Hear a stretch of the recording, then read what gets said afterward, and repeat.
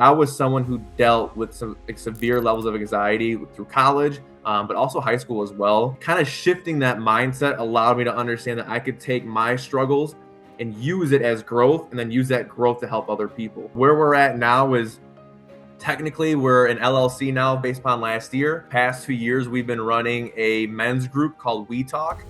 It's very local for everybody. We have ages from 16 to 42. And honestly, it's everything from personal growth, some workouts we do as well, mental health. And now I think the biggest thing that I'm proud of also is that we're in schools, we're in sports teams, and we're doing workshops. I've seen it with the young people that I teach at Conant. I wear Zach's shirt that I got from him. And when I wear it at school, like, kids come up and talk to me. And they're like, yeah, I've either they've gone to your meetings or they've just heard about it. And I think it's kind of spreading. And I think it's something everyone needs. But I think particularly young boys are in need of the male mentorship. And that's what I liked about your meetings. When I went and spoke there, there's like an 18-year-old kid from Schaumburg there, and then like a 40-year-old person. Yeah. Then we had on a guy, I brought a guy who was doing very well, by the way, which is amazing. Yeah. The guy that I brought is doing very well, and he was not doing well at that time. Yeah. And he's been able to kind of get his way out of it. And you talked about the importance of community. And I think that's one of the reasons why I keep doing this podcast, is it's given me like that sense of community. Welcome to the Maley Way. I'm your host, Jim Maley. Today's guest is the first repeat guest in podcast history, besides my wife and my daughter. And there's a reason for that. He was actually the very first guest that I ever had on the podcast on July 1st of last year. At this time, this wasn't supposed to be like an interview podcast. It was just going to be me talking. And that episode with Zach was kind of like a trial run. To be honest, you were so good, and it kind of changed everything. I think both of our things have grown a lot since then. And I wanted to bring you back on to catch up and also give you a chance to reintroduce yourself to a much bigger audience. Because truthfully, like, Zach, if you had sucked and it had gone poorly, this podcast probably doesn't exist anymore. I would have run out about things to talk about myself, but it kind of like motivated me in a way to keep, it's kind of given me that sense of community. Like, I've had all these different people on that now, like, I've learned different things from, but I don't think it would have happened without my guests. So with that, I welcome back to the podcast, Zach Gale. Jim, I appreciate you for having me again. I'm glad that I was able to be some type of spark for this, but I mean, I give credit where credit is due. I mean, you're crushing it on your end. I think you embedding your story into your own podcast and bringing guests on to share theirs, that's what this world is about. This is what this life's about. So, I appreciate you. Thank you. Yeah. All right, Zach, before we get into it, I need you to do me it's a very, very, very important favor. I need you to pass along a message to your brother, Logan. All right, let's hear it. Tell him I said this. Logan, you still can't guard me in the low post. Not then, not now. I'm going to clip that and make sure he hears it, because last time I did the same thing too. No, how is he doing though? You know what? He's doing well. He's finishing up his sophomore year at Parkland. So I mean, I say finishing up because they're 25 games in almost already, but I mean, he's a month and a half left. But he's doing well. I think baseball has been up and down. I think right now it's simply a mental grind, and then kind of figuring out what the next steps are since it's a junior college. But yeah, I can't complain. He's doing well. Good. Well, and just to make it clear, that Logan, Zach's brother, for those of you who didn't listen to the first podcast, was how Zach and I got connected. I saw one of Logan's buddies wearing one of Zach's T-shirts, and I was like, "Hey, what's that?" And then he was like, "Oh yeah, that's Logan's brother. You two should definitely get connected." And then I talked to Logan about it, and Zach's brother Logan was one of my favorite students because he's a really good athlete, but he's also a really good kid, and he also would like kind of talk smack to me a little bit, and he's Oh, yeah, pretty he's not afraid to do that. yeah, and he was good, and he's pretty strong, so he was actually able, and I'm not strong, and he was able to like push me around a little bit, and it was fun when we were playing it. But I'm glad because it kind of got us connected, which was a pretty cool thing. Um, as we get started, I just want to, can you reintroduce like exactly like the origin story of the Me to We, like how that got started, why you started it, um, and like where you see it's going. Yeah, absolutely. So the origin story where everything started with Me to We was actually back in COVID. It started as a very basic, simple Zoom workout group. It was a bunch of my buddies joining together. Every Sunday morning, we'd work out through Zoom, and then we started embedding some more like positive messages and like motivational messages. And then we're like, hey, we're like 20 weeks into this. Let's put a name to it. So we put Me to We. And it was something that I'll share in a second that just stemmed from some of my personal story and some of my personal inspirations as well. So my good buddy and I, Tyler, we eventually took that and put it on social media. We focused on spirit, mind, body, three parts of our lives that we thought were crucial for anybody, really. And continue to kind of build that platform on social media. Tyler took a step back. He ended up having two kids of his own. So I just thought the message here I had so much passion for, and I still believe that there's more work to be done. So I continue to try to scale that as much as possible.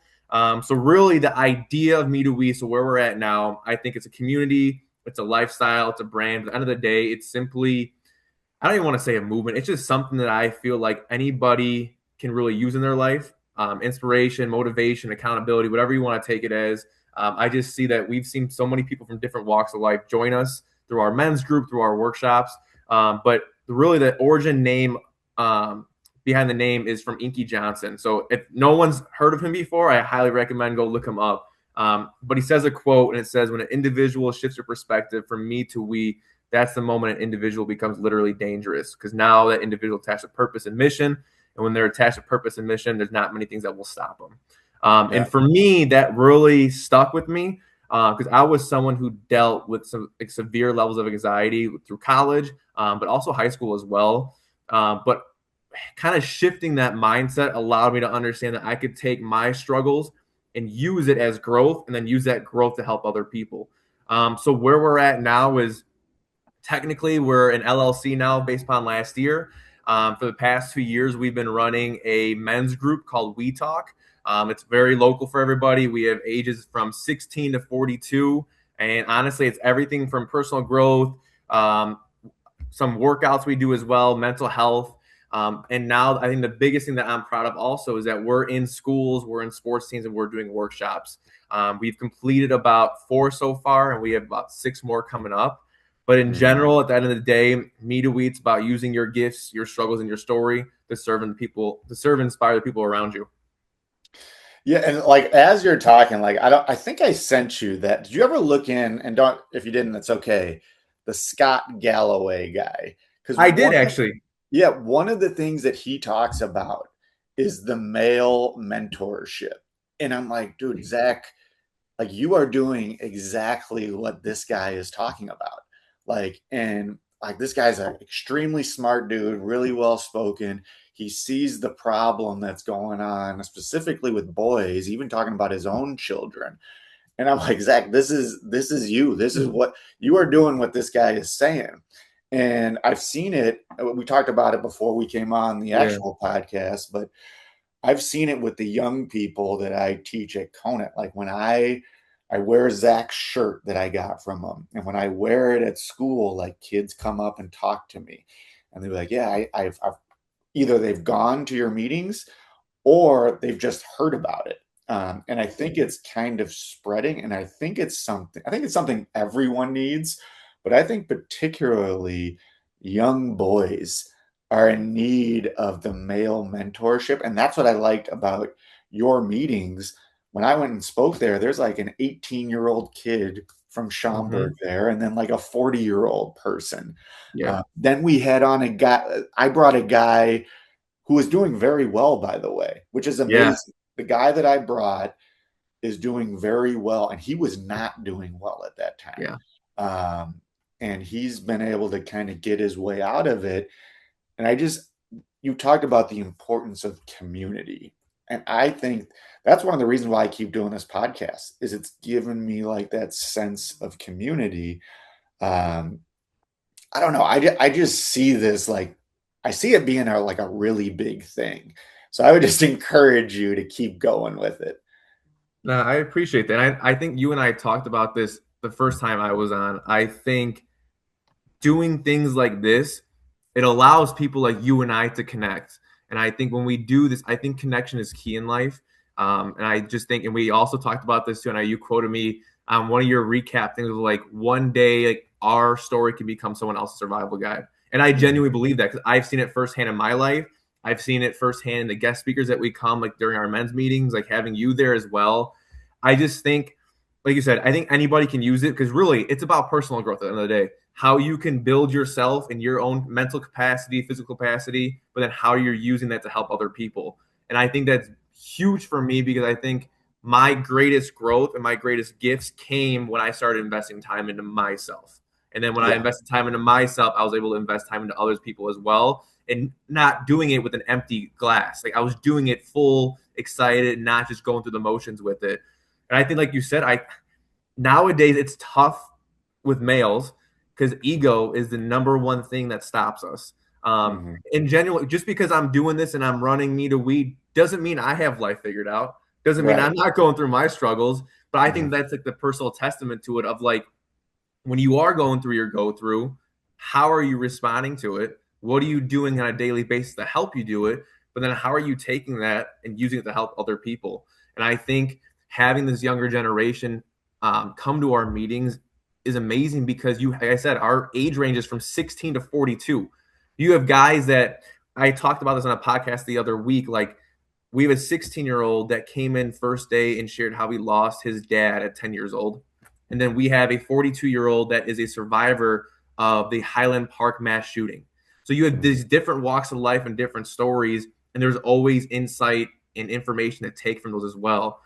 So Jim, I'm going to do my best, and I'm going to continue to keep doing this because I find such a great passion in it. Because I'm not only helping other people learn, but I'm learning as I go on myself also.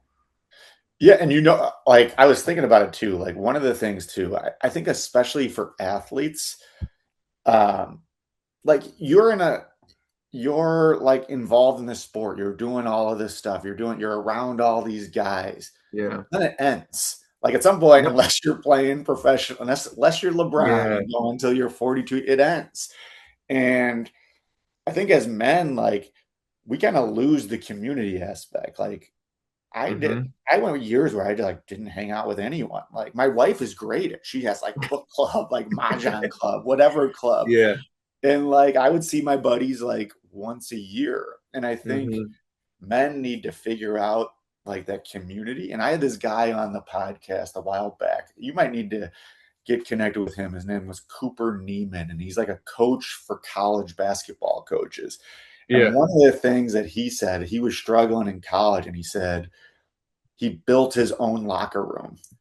And I thought it was a great quote. He built his own locker room by being honest with all these different people, his teachers, his friends when he was in college, like why he had to take a leave of absence from Yeah. school. And I feel like you're kind of doing that now. Like you're building, like when I went to your group, like I loved it because it was like guys were talking about serious stuff, but then kind of like ragging on each other a little bit too. And Oh yeah. it reminded me of a locker room setting, um, Yes.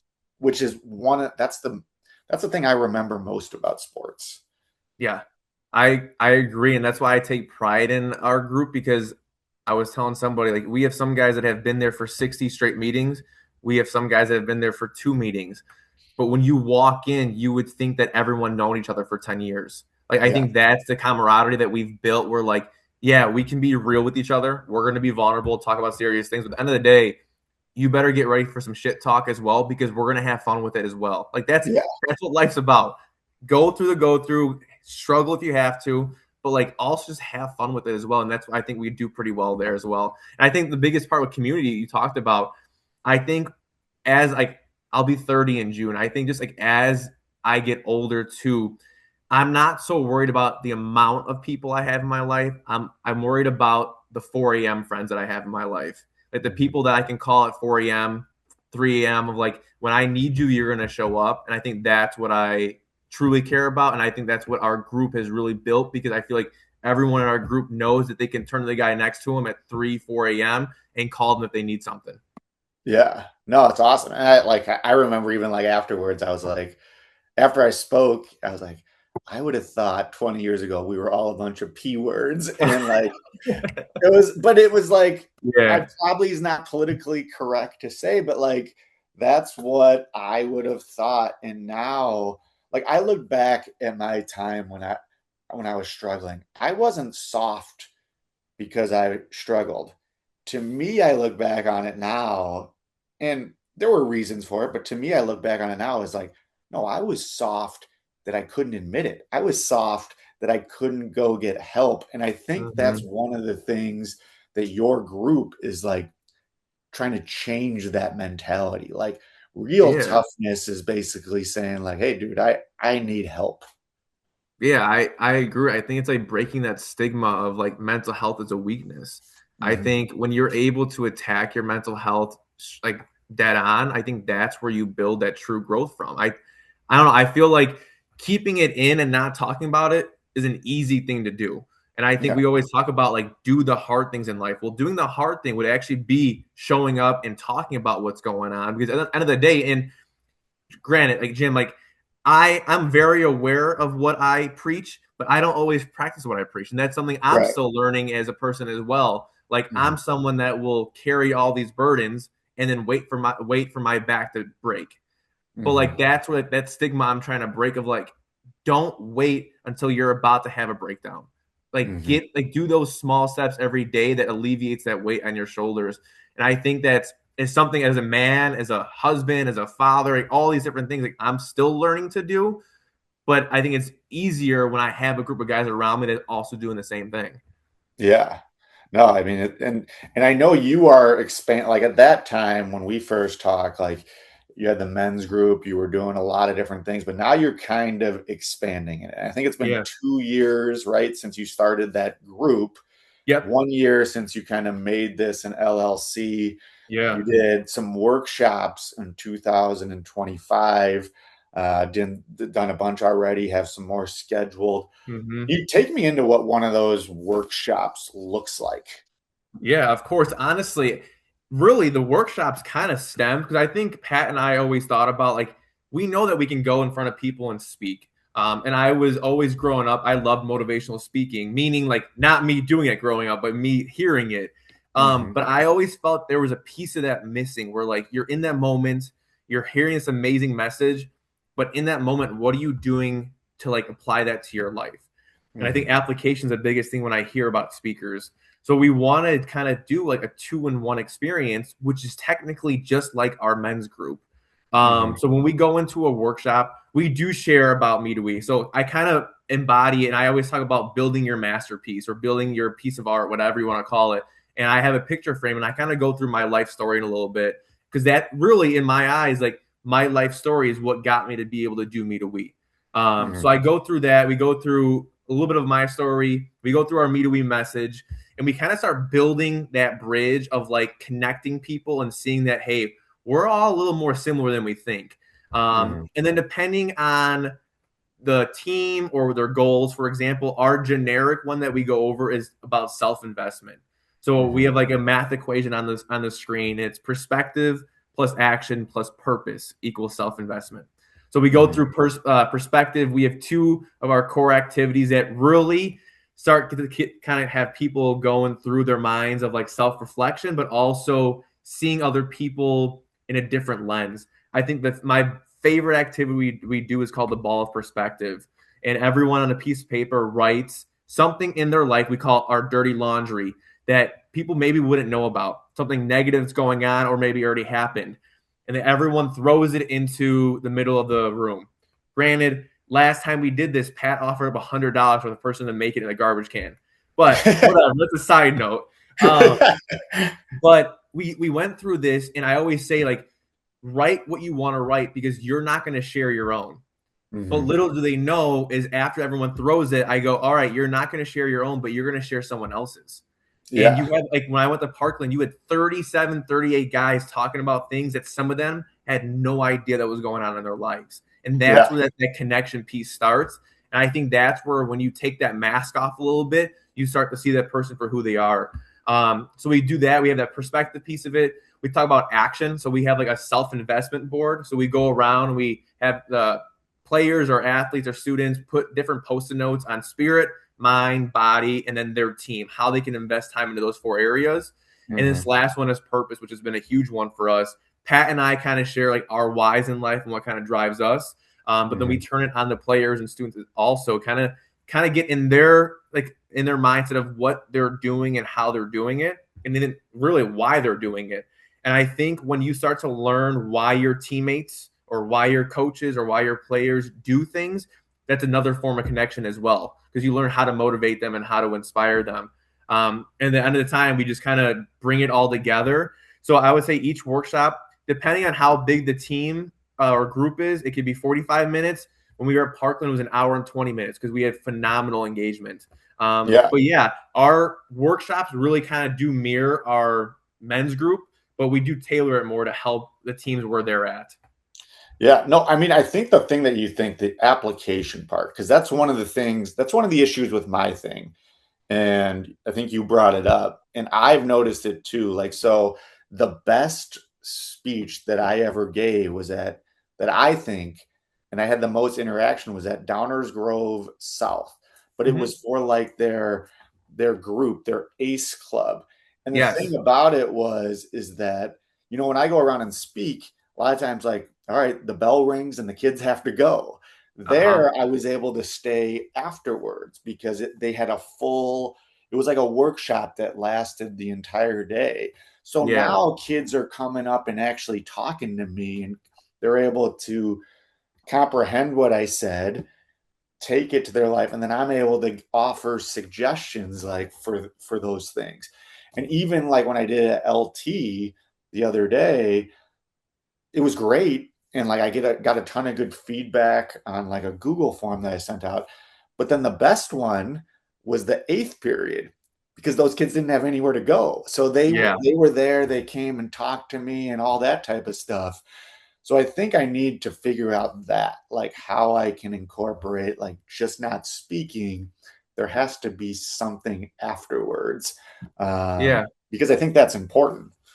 Yeah, I think, and I was just talking to somebody the other day, and it was like, great. Like, I'm glad you're doing the workshops. I'm glad you're getting in front of people. Now, what's your follow up? Like, how do you kind of connect or whatever? And I know, like, we do a Google survey, and honestly, I got the idea from you, seeing what you're doing with the Google survey. And then one thing I've actually been piecing together. Unfortunately, I won't have it in time for these next three workshops, but of like kind of like a template or a visual with our presentation in a nutshell, but more so of like how people can incorporate what we talked about in their life, but then also give them resources at the bottom, more like for mental health and personal growth services. So that's Mhm. something that I may try to start maneuvering or like testing out as a way, as like a follow up. But I agree. I think in the moment we do a pretty good job applying. I more so want to focus on like how do we follow up and continue to stay engaged with these people. Yeah, no, I mean, I think it's such a great, like, again, why I think we need to get you at Conan in some capacity. I know you like the smaller, like, there's got to be a way that we could do it. Yeah. And I think the thing that we did at Downers South with like their athlete club, I mean, it Uh-huh. was like a lot of kids, but maybe like 75 to 100, but like it was Yeah. smaller so you could then do things with them. 100%. Yeah. But you mentioned one thing that I think is a great point. You said like the thing where you throw in the piece of paper and we're Yeah. all more alike than you think. It kind of like I think we lose perspective. There's so much information out there, and Uh-huh. I'm gonna do the analogy. So I don't know if you saw. I did a post on Instagram that has gone viral. It's like almost got 1 million likes. It was my son Patty picking Santa to win the NCAA tournament for Santa Clara. And it has like gotten like 1 million likes, or no, not 1 million, 1 million views to like 25,000 likes. It's Oh been my, I didn't shared. realize that. Yeah, it's been shared by all these people. And me and my wife, we talked about it on our podcast last night. We were sitting up last night or a couple nights ago reading some of the comments, and like a lot of them were good and funny. But then there's like 20 of them where I'm like, we were laughing hysterically because they were saying such mean stuff to about a 4-year-old kid. And I guess the reason why we were laughing, we're like, dude, who would ever do that? And I think what we do sometimes, whether it be politics, whether it be sports, like you see like a little subsection of people, and then you look at that and be like, oh, that's how everyone is. But Hmm. really, like there's 25,000 other people that who have liked this. There are all these Yeah. other people that have thought, hey, that's kind of funny, like blah blah blah. And I think we like most people are like, do you listen to country at all? Yeah. Okay, so like Zach Bryan, most people are good. His song, I think is kind of true. But we look at like the little people and we make it so that, okay, that group of people, oh, now everyone is like that. I mean, it's like why prejudice happens Mhm. and all that type of stuff. Yeah. And I think something like you're doing is making people realize, like, hey, that kid maybe looks different than me, or maybe, they're in different classes or whatever, but we're pretty similar. Yeah. I think it's like what we talk about too during our workshops. Like, no matter who you are, your race, your age, your gender, how much money you make, all the different things, like you're either going through something, you've been through something, or you will go through something. And I think that's what connects us all. But most of the time, we're not willing to connect on that. And that's what this is like that wall is built up. And I think like it was just so powerful because having my brother be in the Parkland baseball team, I kind of had an inside view of like what everyone was kind of thinking afterwards. And Hmm. he goes, Zach, like these guys heard things about each other they've never heard before. And you Hmm. had guys sharing, and like 7 or 8 other guys would have the same thing that they're sharing about. So they're going Hmm. through things that they had no idea were very similar to each other, but they're all holding it in and suffering while not being able to share it. So I think, I mean, you're exactly right. I think we get so focused on certain things sometimes that we lose picture, like we lose sight of the big picture in life of like how can we be good for how can everyone be good in a way, like finding the good instead of just focusing on the negative all the time, Yeah. like a pool filter, right? Like you think of like the pure water will just kind of go in and come out, but like the pool filter collects the shit. Like stop letting the negativity go back into the pool. Like keep that negativity in that filter and just do your thing. Yeah. No, and I mean, that's why we were kind of like laughing at these people. And it kind of reminded me when I was a basketball player. And I don't mean to say this in like it, but like I kind of liked when like crowds would be all over me. Like I would get Yeah, people chanting anorexic and like oxy pad. I don't even, you might be too young for like the oxy pads for when you had acne, you would put them on your I face. have never heard of that. Yeah. So I was at Michigan State, the whole crowd was chanting that. And like I'm like sitting there and I'm like liking it because I think I'm looking at it the perspective of like I'm not wasting time out of my day to go watch Yeah, you do something and like chant something at other people.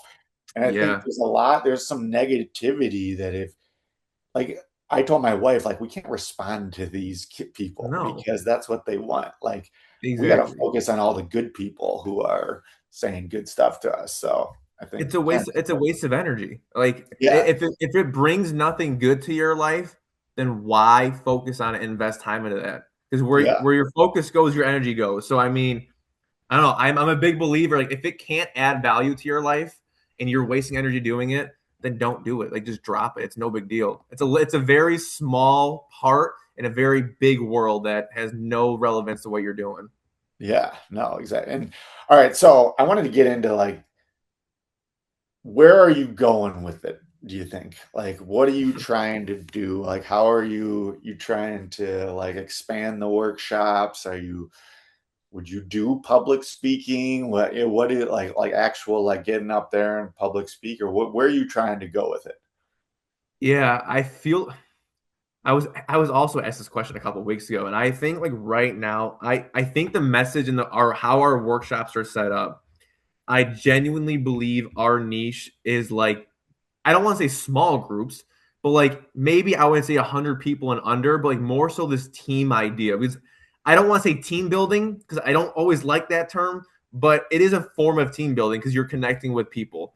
Hmm. Um, I think our niche right now, like a lot of what we've been doing is we've had like 4 or 5 baseball teams, or like even like the logistics company that we're going into. It's only about 15 employees. So Hmm. I think our niche are these smaller settings to really build a value, connection, and culture within a specific environment. Your question of would I public speak? Of course I would. I think based upon what I've done in a very humble way, I think I have the capacity to do that, and Hmm. I would enjoy doing that. I just believe that my message or our message is more effective through how we do our workshops, if I'm being Yeah. completely honest with you. Yeah. So I think I want to continue to scale us doing our workshops. Like I know you and I kind of touched base before this, like from July to December of last year, we had done 2 workshops. Hmm. Well, from January to April, we've already done. I'm about to do 3 within 2 days. So like Hmm. we're about to be 10 workshops in by the end of April almost. So I Yeah. think I want to continue to scale our workshops because I feel like that's where it's going to bring the most value to our audience. Yeah. Well, and the other thing too is I think I talked about this to you before because here's the issue for me. I loved being at your meet, the men's group, Yeah, but like it's hard for me to get there. Like I have I know. kids. I have kids who are in sports on for some reason all sports are on Sundays now, and that whole thing. Have you ever thought about like franchising? Not I don't even know if this is like I think I know franchising where you're going to out. go because someone asked me this too already. Yeah, because I think like your thing is like I compare it to like something like AA, which has Hmm. gone worldwide, Yeah. national. And I think your idea of a men's group, like with like you have like a curriculum. Like if Hmm. you could get that to where like now other dudes are starting it in different areas, like-minded people. I Yeah. don't know. I think there could be something with that too. I mean, Uh, I could see it. I mean, I keep forgetting that the connection was made between you with Sean and Chris for the podcast. oh yeah, yeah. I forgot. So Yeah, that's where legit. When you said that, I'm like, they asked me the same thing because their men's living group is practically like that, where it is franchise, and they're doing a lot of things with that, and that's something we've talked about as well. I mean, I think but they want to eventually it would get be. they want to Sorry, get go ahead. younger. They want to get younger too. Like they That's what want to they get even. younger. Yeah, Yeah, we talked about even like collaborating, doing a meeting together or something. But yeah. I think eventually, like it would be a great idea to do. Um, yeah, I think with maybe the capacity, I am really just focused on like within our community and like what we can do and how we can expand the amount of people we have within our community to bring them in. I know I've like opened it up like on Zoom for like our student athletes in college and everything. I mean, trust me, it's not a bad idea, and I can definitely see it potentially No, happening. I don't want to put other stuff. I know whatever when people like throw stuff at you, it's like I'm like I'm already doing nons. I'm a teacher. I'm doing all this. Like I'm a Yeah, dad. It's hard. I'm just thinking. I have seen like real value in that, and I think it yeah, just like even getting back to that Galloway guy. Like this is it. This is like the that's what I'm mentorship. trying. Yeah. I think for me, like being a former athlete, but someone who's still very invested into the athletic world and like into my own like physical capacity as well. Like I think nowadays, like our world needs it. Like Mhm. not even just your student athletes, you're just your typical everyday person as well. Because I just think sometimes in life, like we allow our mind to become our prison instead of our passport. We get Yeah. so stuck in our head that we can't fight ourselves out of a paper bag. Like it's just like that simple sometimes. And I think the more that we can do this, however we expand, however you and I can connect, the more that we can spread these messages to whatever platform or capacity. I think that's where the real work is going to get done. Mhm. Um, and I do take pride in like I do see my brother's friends sometimes look at me as a mentor, which I do take great pride in as well. And I say that because that means I've had mentors in my life that I've been able to look to. So it's just Yeah. kind of like following that legacy ladder. Like, how can the person in front of you, you respect and you honor what they're doing for you? Now, how can you do the same for the people coming behind you in the same way as well? But yeah, I think, yeah, I love the idea, and I think this whole mentorship program as well will be awesome. Like, I even just talked to somebody, one of my former coaches from Judson. He's a baseball, like he helps run a program slash facility out in Brookfield, Wisconsin, and him and I are trying to connect and build a leadership program that I can go there during the summer and run that for them and make that Yeah. into a meet a week experience as well.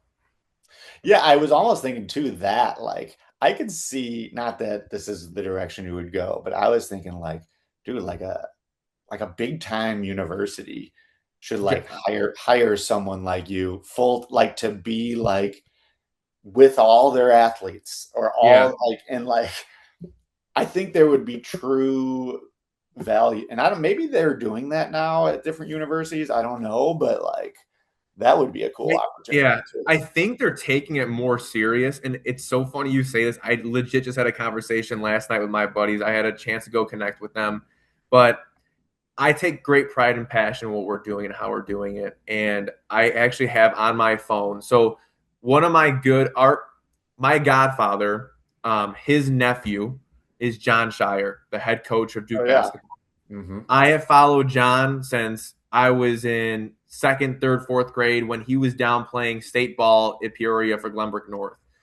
And he's like someone I always kind of like look to. And I listened to an interview about a year or two ago when he talked about how like when he took over the head coaching position at Duke, that was like his focus of like how do I build this mental health piece of it and embody it into our players. And I Hmm. said from that day on, I put it in my phone. My goal one day is to get a meet-a-wee workshop in front of the Duke University basketball team.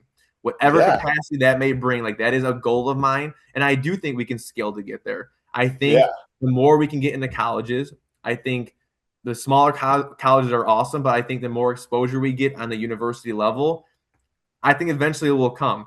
But I do Yeah. like, and I know what you mean too, like having that full time position. I do think people are taking that more serious and having more, whether it be like sports psychologists or whatever you want to call it, in their facilities at all times. Well, and I could see you like you're building something, you're building it, building it, building it. I think at some point that will probably be the norm. And now you're in position, you've already done it. Like you could be one of the guys to, do that. I would Um, love that. what's funny is Shire. So when I was at Northwestern, my freshman year at Northwestern, Shire was there. So all of a sudden, this little kid, I mean, he wasn't little, he was big. He was in like eighth or seventh grade. And he was there on an unofficial visit to Northwestern in seventh or eighth grade. Like, so people knew he was going to be a stud. Yeah, he was a dog. Yeah. You know what I heard about him? This has nothing to do with what we're talking about, but you know what VO2 max is? It's like your ability for your lungs Oh yeah, yeah. He supposedly, because he was able to go full speed all the time. And supposedly he had like one of like, I read an article, he had one of the highest VO2 maxes like in the world. So he never got tired. Like he could just go. I mean, And Jim, it makes sense. yeah, Did you see a yeah, video of him dropping 21 points in 75 seconds? Like yeah. that's the crazy shit like he did in high school. Like even in college ball at Duke, he like was phenomenal. I mean, he had the injury when he was in like the D League or G League, whatever, everything like that. Like he was a dog in high school. Oh yeah, big time. And he was great in college, won the national Yeah, championship.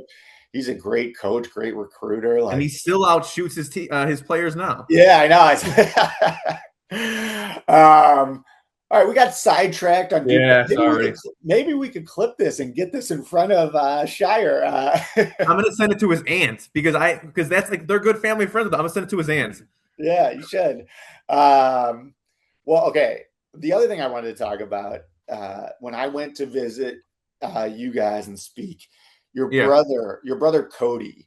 So yeah. I think I forget how many months sober he was at the time, but like you had everybody go around and talk, and like he said, you know, it was cool. He talked about how he was sober, and like everyone like was like pumped up and like gave him like a big round of applause, and it was just Mhm. like a cool.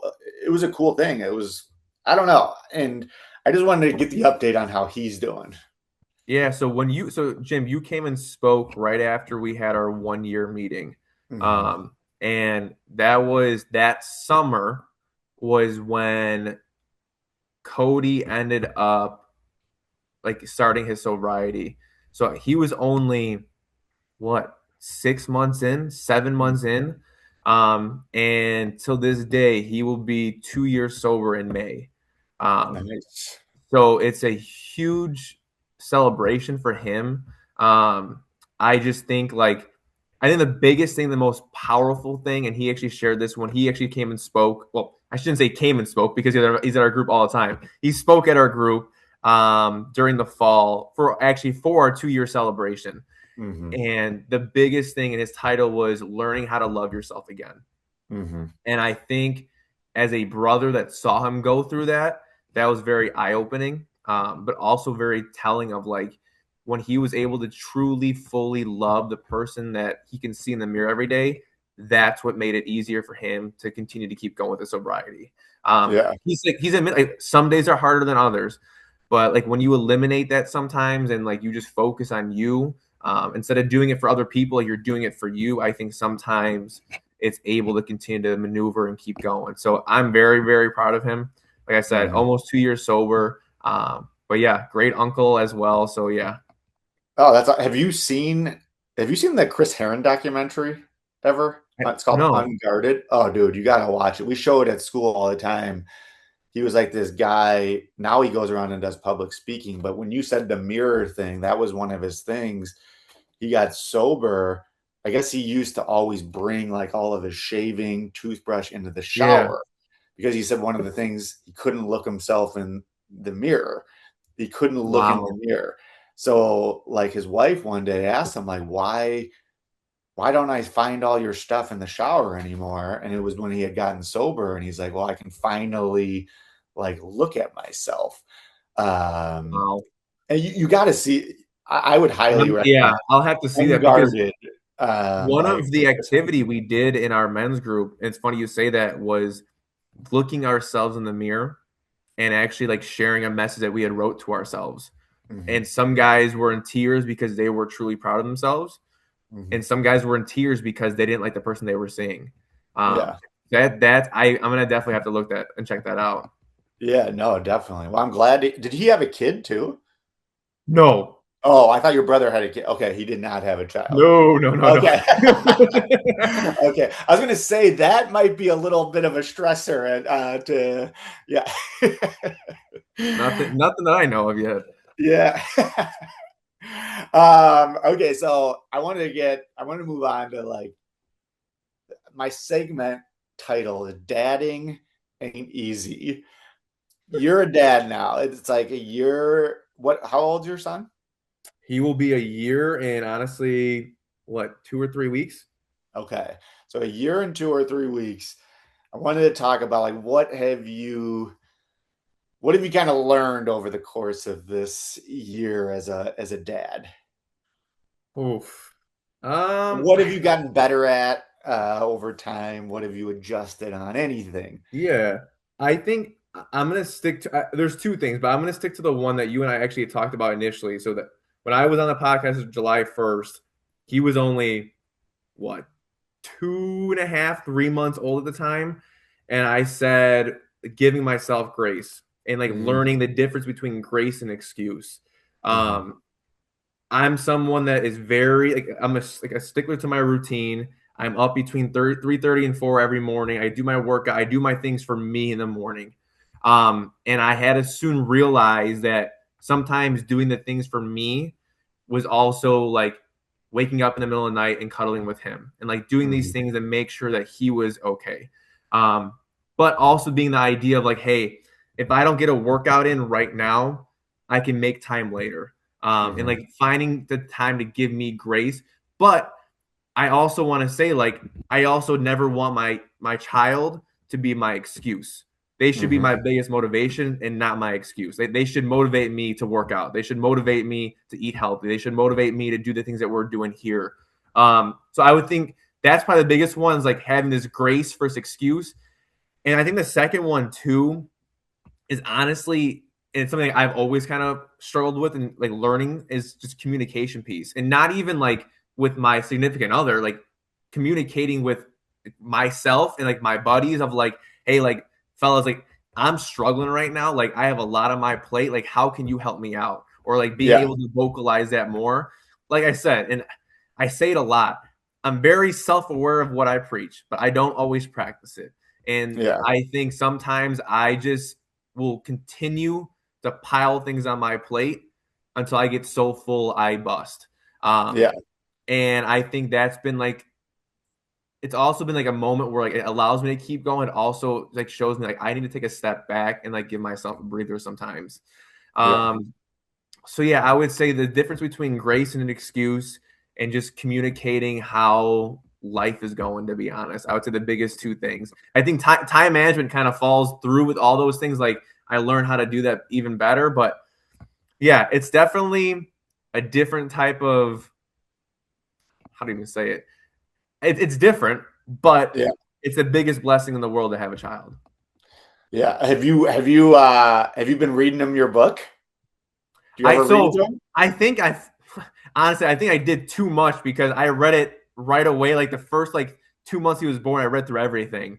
But as Yeah. he's getting older, I want to read it. I'll start reading again to him as well. But yeah, My I've kids will ask for the dino. One time we lost it for a while. You know, like our stuff like slides yeah, down between the bed, and like we couldn't find it, and then we found it. My kid was like, "The dino book, we got it that's back." amazing. Um, just to reiterate for people who listened to the first one though, but like that book is like a great book because I think you can read it for years. Like that is not just a little kid's book. That's like something like I could read myself and be like, oh, I could take a bunch of different things from this book, which I think is really cool. How have you been? Has that gotten any sales from it? I mean, in general, like I'll be honest with you, I can't tell you the last time I looked at it. Mm-hmm. But I know it was somewhere like late fall because my mom was like, "Hey, I have a client who bought 3 books." I'm like, "Huh, it's funny you say that. I kind of forgot that I did that. Let's go check it out." Yeah, Um, and yeah. I think overall I've sold about like 170 copies.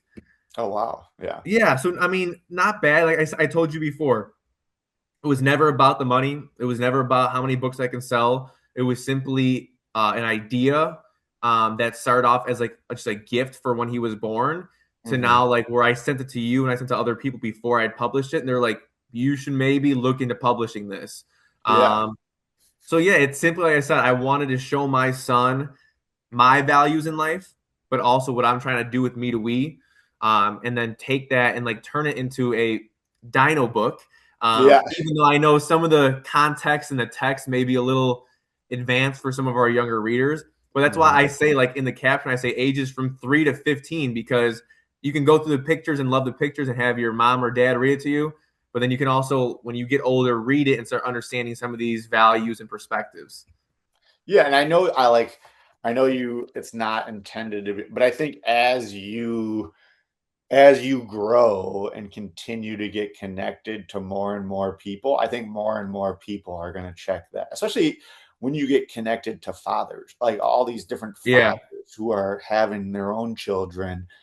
I mean, I've read every children's book there is, and I'm like, this is really good. Again, because I think the age level that it can reach, and like Yeah. you said, like, is my 3-year-old understanding some of that? No, but they're asking about like different words and like, and then Hmm. it gives me an opportunity to actually talk to them about those type of things, Yeah.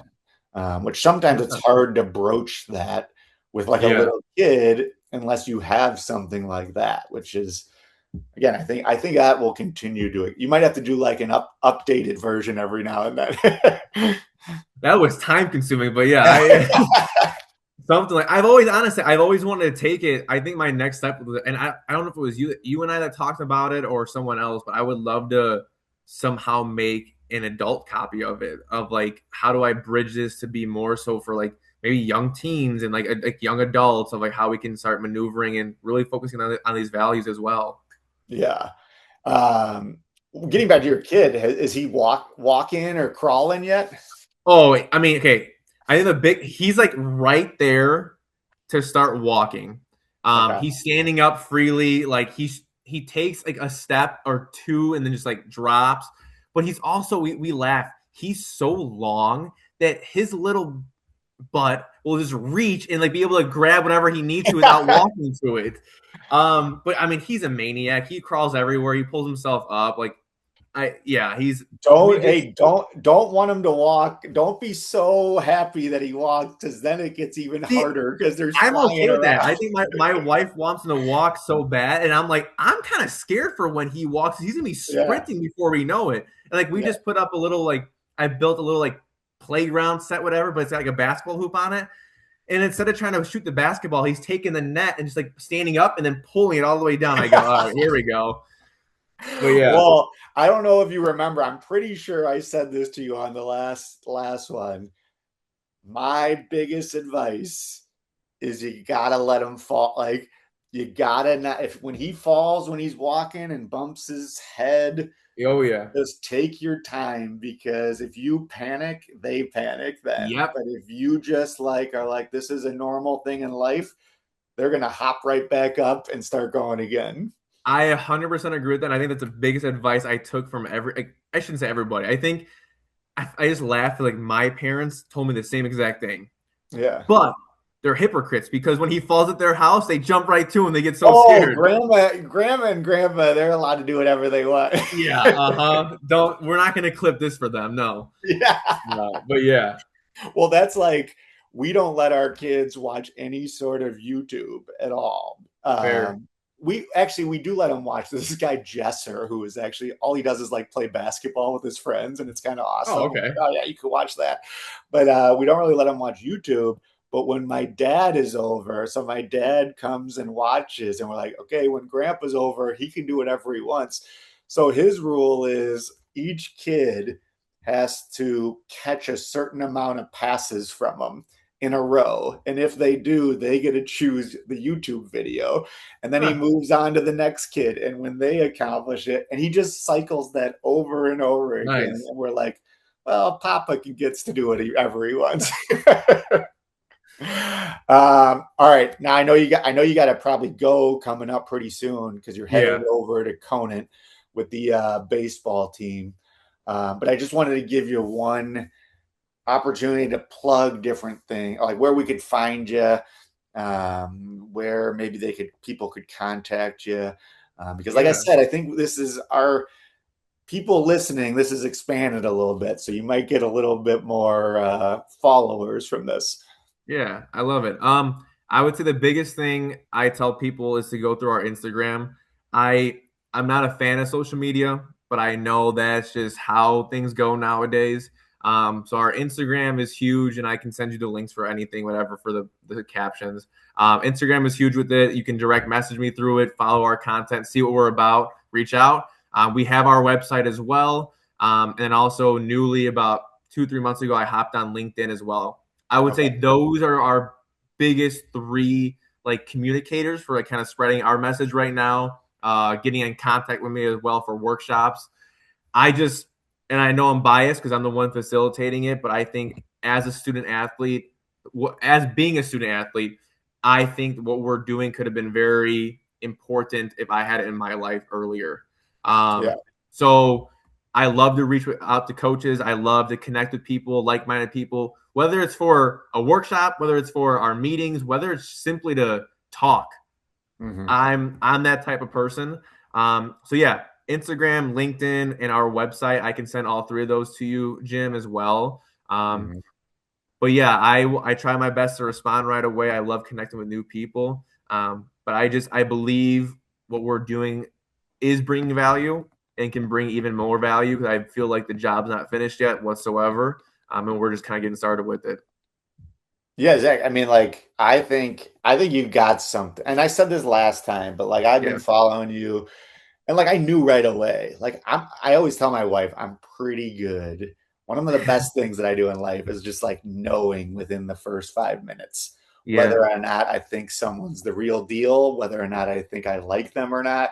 Hmm. And I usually am not wrong. And I felt like that with you. And like, I don't know if you've ever like I quote you a lot, like when I'm talking and when I'm doing like a podcast. My wife even I was gonna clip it. My wife quoted something from you the other day on our podcast. So That's like, crazy. yeah, like what you're saying is resonating with people. And I think the sky's the limit. So I thank you for coming on. And as I always say when I end this, by sharing your story, not only do you help others, but I think you end up helping yourself because that's the Maley way. Appreciate you, Jim. Thank you. Yeah, that was good.